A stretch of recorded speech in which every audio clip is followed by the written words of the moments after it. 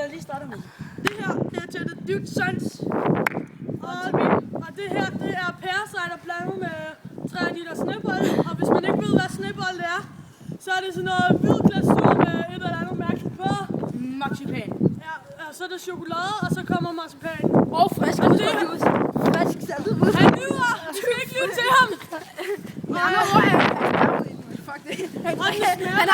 Han har drukket det i forvejen. Og det smager rigtig godt. Vi skal ikke tage af Marius, han er bare en klam kælling. Jeg kan i det mindste spørge. Hvem trækker først, Christian? Mig først. Ready? Den gode saft. Kan I føle den?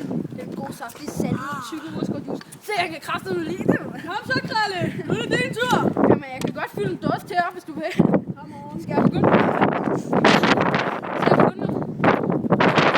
Lækker.